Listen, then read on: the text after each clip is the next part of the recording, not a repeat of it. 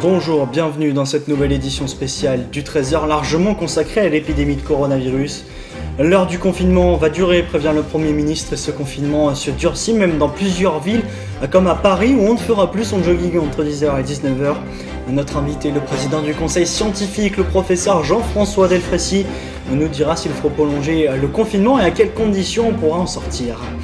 Boris Johnson, en soins intensifs sous oxygène, c'est un immense choc en Grande-Bretagne. Le Premier ministre malade du coronavirus a confié l'intérim à Dominique Raab, son ministre des Affaires étrangères. 11 milliards pour le chômage partiel, 6 milliards pour la santé, 35 milliards pour le report des charges. Le gouvernement dépense sans compter pour tenter de sauver l'économie française. Mais jusqu'où peut-il aller? Qui va payer l'addition? Élément de réponse dans ce journal.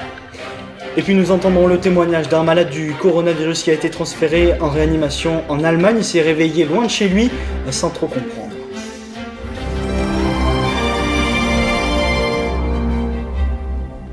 607 malades du coronavirus sont morts à l'hôpital ces dernières 24 heures. Nous avons passé la barre des 10 000 morts, 10 328 exactement, dont un tiers en EHPAD. L'épidémie continue de progresser alors que la France est entrée dans sa 4e semaine de confinement. Et c'est loin d'être fini. Le Premier ministre, Édouard Philippe, l'a répété cet après-midi à l'Assemblée. Il va même être durci ce confinement dans certaines régions et certaines villes, à commencer par Paris, où le footing sera interdit dès demain entre 10h et 19h. Jocelyn Debrow et Noé Salem.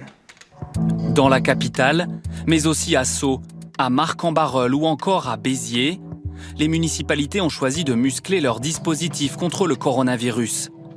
À Paris, c'est la pratique du jogging qui va être restreinte. Courir entre 10h et 19h dans les rues de la capitale sera interdit dès demain. Une mesure plutôt bien accueillie par les Parisiens. J'irai avant 10h, puis voilà. Il y a de la place? Regardez, on est combien là? On est 2, 3? Il y a quand même moyen de durcir encore un peu parce que c'est vrai qu'on voit... Enfin, même moi je sais que j'abuse un petit peu de temps en temps. Mais... Les promenades restent autorisées, mais la mairie a pris cette mesure pour limiter la promiscuité entre habitants. Beaucoup de joggeurs à Paris dans la journée et donc l'idée c'est de le faire glisser avant 10h et après 19h, de façon à ne pas interdire de façon générale, mais quand même à éviter qu'il y ait trop de gens en même temps. À Sceaux, dans les Hauts-de-Seine, le maire a pris une décision radicale.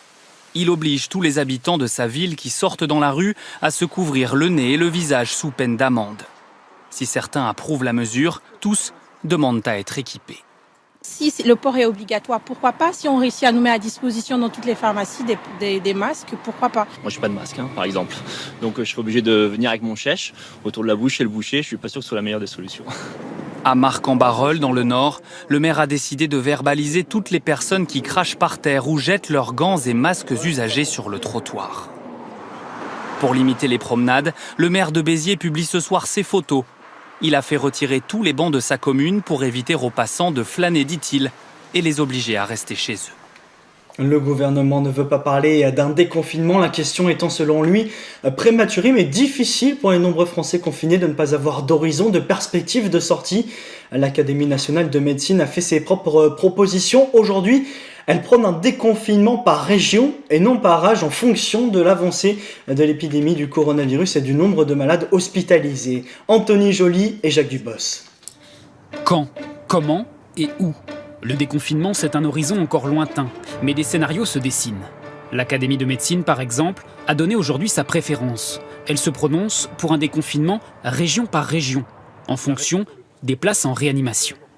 Si dans une région, effectivement, la détente sur les services de réanimation est très importante, qu'il commence à y avoir, disons, des places qui se libèrent, qu'on n'a plus besoin d'ouvrir des lits de réanimation et qui sont même diminués de manière forte, que si on voit baisser aussi le nombre des admissions à l'hôpital, on pourra se dire, dans cette région, réfléchissons à la possibilité d'une sortie de confinement.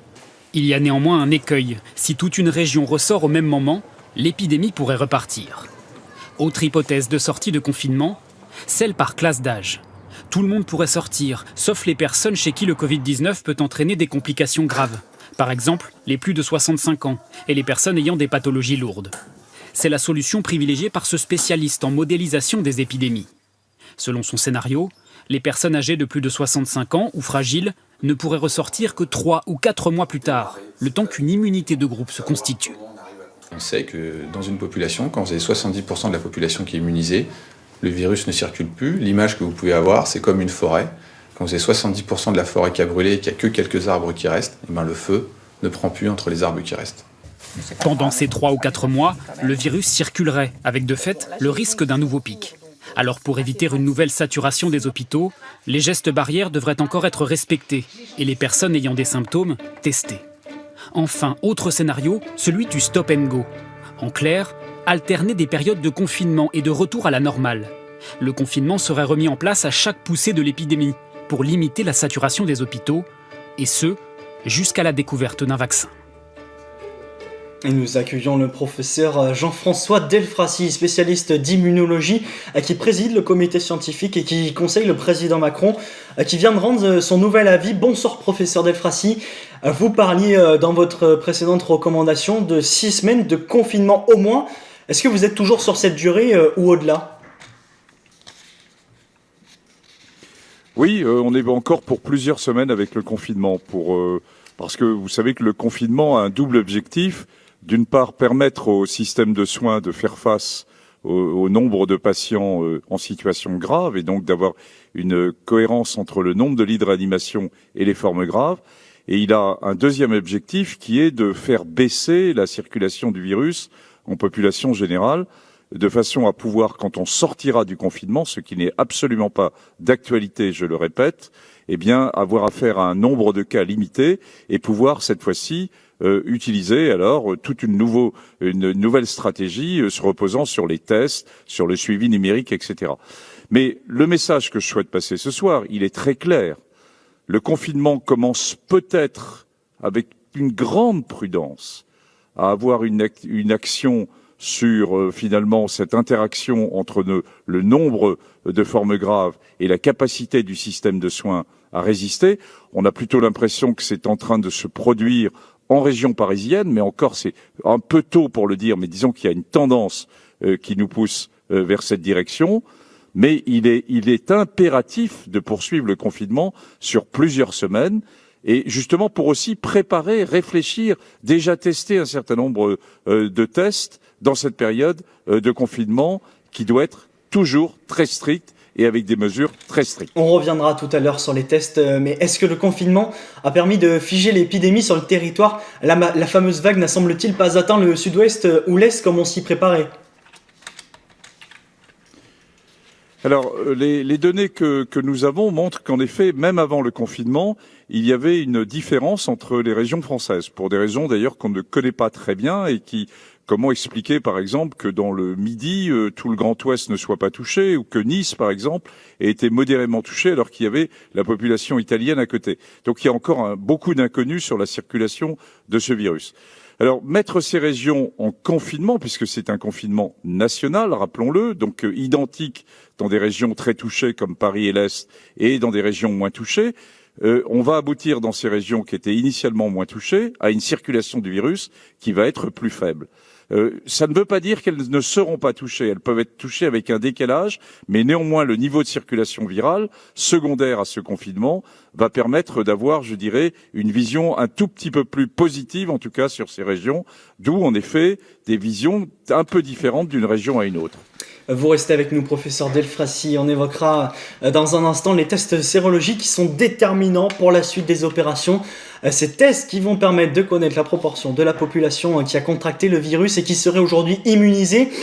Si aucun test n'est homologué en France, plusieurs versions existent néanmoins. Elles sont utilisées par exemple dans un des centres de dépistage qui vient d'ouvrir à Beauvais. Ces tests sont-ils fiables ? Peut-on commencer à dépister les Français ? Élément de réponse avec Catherine Rougerie et Olivier Courdette. C'est l'un des tout premiers laboratoires en France qui propose des tests sérologiques. Ils permettent de savoir si vous avez déjà contracté le Covid-19 et si oui, si vous êtes immunisé. Comme j'ai 4 enfants à la maison, pour être sûr de ne pas transmettre la maladie, même pour les autres personnes. Le test coûte 25 €, non remboursé par la sécurité sociale. Il commence par une prise de sang. Moi j'ai des crises d'angoisse qui commencent à me monter parce qu'on est des personnes âgées. Moi mon mari il a 78 ans, moi j'en ai 73. Selon le directeur du laboratoire, ce dépistage permet de connaître le statut immunitaire des patients vis-à-vis du virus. Ce qu'on va regarder, c'est la réponse indirecte, donc c'est aller voir si le corps a synthétisé des anticorps, s'il a été confronté au coronavirus. Ce test sérologique, comme tous ceux développés par de nombreux laboratoires, notamment à Strasbourg, Rennes ou Nancy, sont-ils fiables? Aucun à ce jour n'a été validé par les autorités sanitaires françaises. La plupart se prévalent d'un marquage CE, un feu vert administratif et non une validation scientifique, mais qui autorise une mise sur le marché. Il faut faire attention parce que ce marquage CE ne donne pas la garantie de la fiabilité du kit. Effectivement, ce sont principalement des critères administratifs. Il faut que ces kits soient évalués et validés par un laboratoire expert avant qu'ils puissent être utilisés par les patients. Plus d'une centaine de tests sérologiques ont été élaborés dans le monde. Certaines nations dépistent même à grande échelle, comme ici au Vietnam. Mais aucun pays n'a encore trouvé de tests suffisamment fiables pour être administrés à des millions de personnes. Professeur Delfraissy, pourquoi ces tests ne sont pas encore homologués? Qui doit le décider? Quand? Est-ce qu'il n'y a pas urgence? Si, il y a urgence, et c'est d'ailleurs en cours d'homologation. C'est-à-dire que nous avons 2 laboratoires en France qui ont les tests de référence, à Pasteur et à l'Université de Marseille, dans le laboratoire du professeur Xavier de Lamballerie.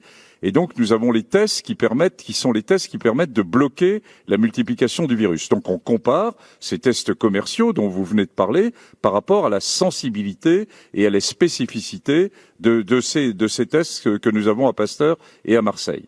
Donc, c'est en cours. On devrait avoir les réponses, je dirais, en fin de semaine ou en début de semaine prochaine.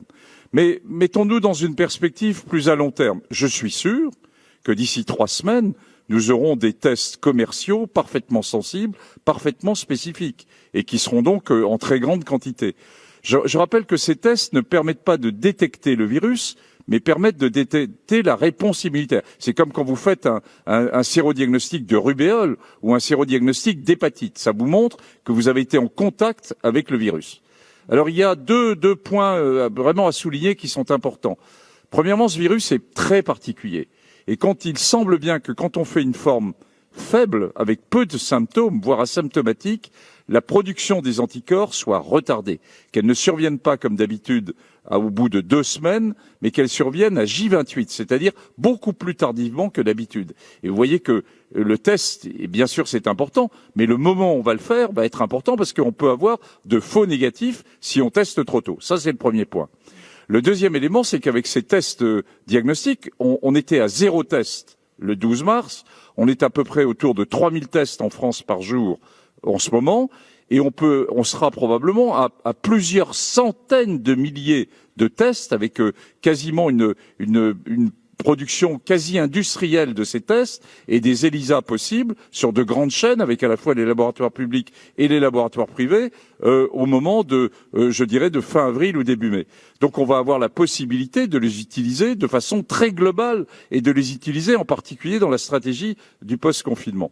Mais ensuite, il faut se poser la question, dont nous n'avons pas la réponse, quel est le pourcentage de personnes qui ont été réellement infectées par le Covid virus. Justement. Et ça, nous n'avons pas la personne. Parce que l'idée de distinguer la France en Covid plus et en Covid moins, qui paraît très raisonnable quand je parle des tests, faut-il encore qu'il y ait un pourcentage relativement significatif de personnes infectées.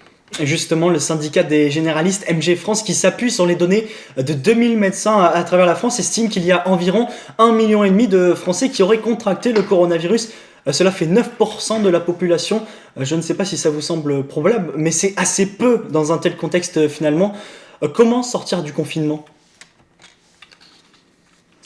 Écoutez, on a une série d'études qui est en cours, à la fois dans la région de l'Oise, dans la région d'Alsace et du Grand Est.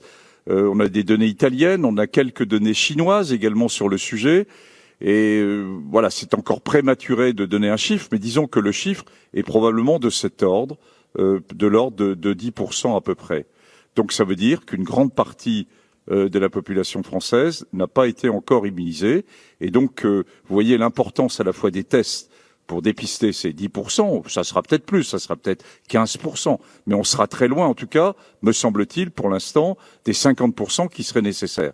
Donc vous voyez bien que dans la stratégie et dans les idées qui sont en train de se construire sur comment sortir du confinement, eh bien, vous voyez qu'il y a encore beaucoup d'inconnus. C'est pour ça que je réinsiste, au risque de paraître un peu basique, restons dans le confinement, utilisons ces tests que nous avons en ce moment et mettons la machine en route de façon très large avec une stratégie de test.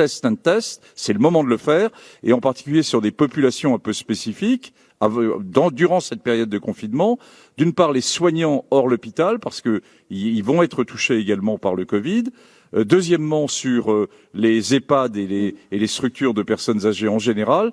Et enfin, troisièmement, sur l'ensemble des lieux de confinement et de détention, par exemple les prisons, mais aussi les unités qui s'occupent des handicapés, parce qu'on sait que là, le virus va circuler. Donc profitons de cette période de confinement pour mettre en place cette stratégie de test and test. Merci beaucoup, professeur Delfraissy, d'avoir répondu à nos questions. Et vous parliez justement des cas de contamination dans les EHPAD. Au total, 3237 résidents sont décédés des suites du coronavirus selon les dernières remontées. Le ministre de la Santé, Olivier Véran, a annoncé hier qu'il y aurait des dépistages systématiques dès qu'un cas de coronavirus serait détecté dans un EHPAD.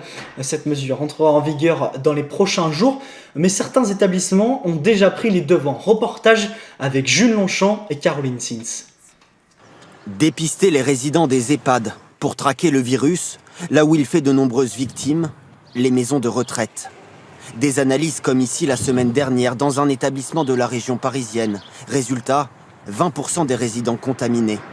La scène va se généraliser dans les prochains jours, car la campagne nationale de dépistage dans les EHPAD est lancée. Un dispositif annoncé hier par le gouvernement pour freiner l'épidémie dans les maisons de retraite et éviter les contaminations entre résidents. Une bonne nouvelle pour cet EHPAD de Grenade, près de Toulouse. On prend les précautions, mais de savoir qui l'est et qui l'est pas permet, je pense, de rassurer aussi une partie des équipes soignantes. Des tests qui, selon le directeur, pourraient mettre fin au confinement des 225 résidents. Cet isolement en chambre va poser sur la durée de vraies problématiques très délétères sur l'état psychologique et moral des résidents. Ce dépistage massif professionnel et résidents permettra de pouvoir déconfiner et puis procéder à un confinement individuel. Selon un médecin qui participe à l'élaboration de ce dépistage massif, des milliers de détections devraient être prévues dans plus de 7000 EHPAD, via des tests PCR à l'aide d'écouvillons ou des tests sérologiques avec prise de sang. La procédure médicale sera engagée dès l'apparition d'un cas suspect. Alors, tous les résidents et membres du personnel pourraient être testés avec en priorité 2 régions, l'Île-de-France et le Grand Est. Plusieurs établissements touchés par le Covid-19 ont déjà commencé, comme à Mougins, Nancy ou Paris. Dans les hôpitaux aussi, les entrées en réanimation sont un petit peu moins nombreuses. Ces derniers jours, on estime que la moitié des patients malades du Covid-19 meurent dans ce service. C'est évidemment une proportion inhabituelle. La situation est très éprouvante pour les soignants. Des cellules psychologiques ont été mises en place pour les aider. Reportage à l'hôpital de Mulhouse de Caroline Arnold et Régis Massigny. C'est enfin un moment rien que pour elle. Et comment vous dormez en ce moment ? Pas très bien. Très bien. L'occasion de relâcher les tensions accumulées depuis des jours pour cette cadre de santé au front quotidiennement dans une unité Covid. Je demande souvent comment se passe le sommeil. Presque tout le monde se réveille vers 3-4 heures du matin, soit des battements de cœur, soit un peu angoissé. Voilà. En rentrant chez nous à la maison, on est toujours dans ces images-là de ce qu'on a fait au travail, est-ce qu'on a bien fait, est-ce qu'on a fait assez. On n'arrive plus à manger, on n'arrive plus à dormir. On pleure dans notre voiture parce qu'on a vécu des moments très très difficiles sur notre journée de travail. Difficile pourtant pour les soignants de reconnaître ces souffrances, ces failles. Alors rapidement, face à la crise, l'hôpital de Mulhouse a créé pour eux cet espace d'accueil et de détente. Donc on y trouve des bureaux d'ostéopathes ou de kinés. On va y retrouver des bureaux plutôt de consultation, entretien psychologique, un peu comme un SAS, peut-être avant le retour au domicile, pour essayer de décharger ce qu'il avait déchargé ici et repartir un peu libéré de ça. Faciliter un maximum la prise de parole, la déclencher, c'est aussi le travail de cette infirmière. Elle fait partie des unités mobiles qui, chaque jour de 11h à 2h du matin, parcourent les services à la rencontre des soignants. Aujourd'hui, par exemple, la dernière infirmière que j'ai vue, c'était... ce qui était difficile pour elle, c'était la maison, le fait que le conjoint ne comprenne pas ce qui se passe ici à l'hôpital. Pour certains soignants, L'épidémie de Covid-19 a déstabilisé tout un équilibre professionnel comme personnel. L'idée, c'est de pouvoir penser quelque chose qui pourra aussi répondre aux besoins qui pourraient se manifester dans l'après. Parce que l'accompagnement, il ne s'arrêtera pas au moment où le confinement sera levé. On ne sait pas comment ça va s'arrêter dans l'absolu. C'est ça la difficulté, je trouve. Le fait de ne pas savoir, là... Une seule certitude pour tous les soignants, il y aura un avant et un après Covid-19. Plus de 600 patients malades du coronavirus ont été transférés un peu partout en France lorsque les hôpitaux des zones tendues risquaient de ne plus pouvoir accueillir de nouveaux patients. 136 ont été transférés chez nos voisins allemands. Et nos journalistes ont rencontré l'un d'entre eux, un habitant de Mulhouse. Il s'est réveillé loin de chez lui, à l'étranger, sans vraiment comprendre. Anaïs Bard, Baptiste Lègle. Jean-Michel Marsal est un rescapé. Le coronavirus a failli l'emporter. Évacué dans un hôpital allemand entre la vie et la mort, il est aujourd'hui de retour chez lui auprès de sa femme, avec 20 kilos de moins, mais guéri. Donc il a les pantalons qui flottent, les chemises qui flottent, mais voilà. On va flotter longtemps. En Allemagne, ils m'ont dit, maintenant vous pouvez partir. On est sûr que vous êtes guéri. Et vous maintenant, madame, comment vous vous sentez maintenant, vous ? Il n'y a pas de mots en fait. On a eu tellement peur que... Ouais, soulagée, contente, on respire quoi. Ouais, on respire. Moi aussi. Lorsqu'il est hospitalisé à Mulhouse mi-mars, son taux d'oxygène dans le sang est si bas qu'il perd pied avec la réalité. Il ne comprend ni la gravité de son état, ni les décisions prises par les médecins. Mais honnêtement, j'étais dans un tel état second que j'écoutais pas vraiment et que je comprenais pas vraiment. Vous n'avez pas su que vous alliez être endormi en fait. Ah, pas du tout. Pas du tout. Et ensuite, ils m'ont mis dans un coma et ils ont appelé mon fils et ils ont dit qu'il faut qu'il se prépare. Parce qu'il n'aurait plus pour longtemps. Le 21 mars, plongé dans un coma artificiel, et alors que les services de réanimation arrivent à saturation, il est transporté intubé par cet hélicoptère à l'hôpital de Fribourg. À son réveil, il est loin d'imaginer où il se trouve. Sorti du coma, je ne pouvais même pas parler. Impossible qu'un son sorte de ma bouche. J'avais une dame à côté de moi qui s'occupait, qui est en train de me laver le visage. Et je lui dis en français, je dis, je suis où là ? Elle me dit, je parle pas français. Et à ce moment-là, je lui ai parlé en allemand. Elle m'a dit, vous parlez allemand ? J'ai dit, oui. C'est seulement en sortant de l'hôpital qu'il réalise qu'il a frôlé la mort. J'ai rien senti, vous savez, dans le genre, oh, je vais partir, ou je vais... Rien, zéro. Et je me suis rendu compte que j'ai quand même amené un peu le malheur. Il est aujourd'hui convaincu que cette évacuation lui a sauvé la vie en lui permettant de recevoir les meilleurs soins possibles. Je suis heureux de vivre, je suis heureux de bouger, je suis heureux de tout. J'ai envie de profiter du supplément. C'est un supplément que vous avez l'impression d'avoir eu là ? Oui. C'est miraculeux. Qu'est-ce que vous ressentez vis-à-vis de tous ces soignants que vous avez croisés dans votre long parcours ? Oh, jamais je pourrais leur dire assez merci. Que le plus grand remerciement qu'on peut faire aux médicaux, c'est de rester dans le confinement. Sa victoire sur la maladie, il a décidé de la célébrer en ne retournant plus jamais travailler, pour profiter de la vie qui est à nouveau devant lui. On en apprend tous les jours un petit peu plus sur cette maladie et sur le profil des patients malades du coronavirus. Nous sommes en ligne avec Mathieu Schmitt, médecin réanimateur à l'hôpital de la Pitié-Salpêtrière à Paris. Bonsoir. L'âge est évidemment un facteur aggravant, mais il y en a d'autres. Une majorité des patients en réanimation seraient en surpoids. Oui, c'est effectivement ce qu'on constate. Toutes les réanimations françaises constatent ça depuis plusieurs semaines. On a une proportion très importante de patients en surpoids ou en obésité qui sont actuellement dans nos services de réanimation pour un Covid-19. De quel ordre est cette proportion ?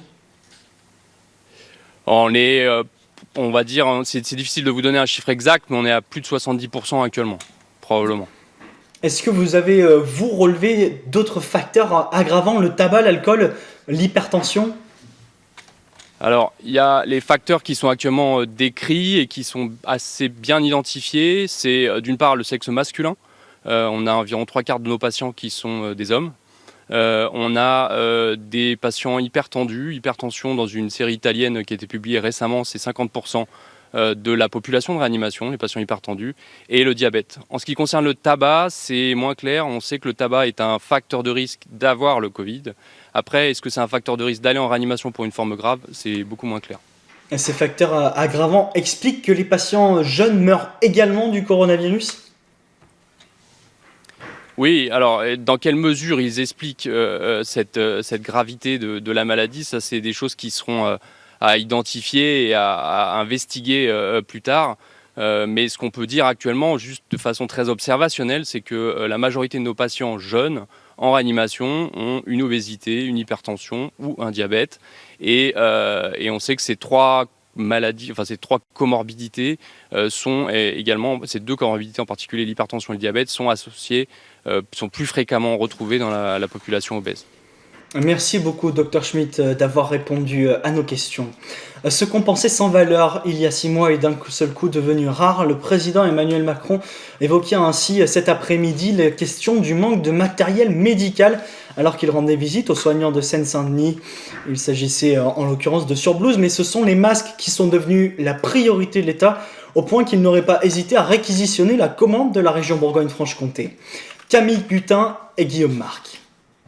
Dimanche, à l'aéroport Bâle-Mulhouse, une cargaison de masques arrive en provenance de Shanghai. Une partie est destinée à l'État, l'autre aux collectivités, notamment la région Bourgogne-Franche-Comté. Mais l'État choisit de tout réquisitionner.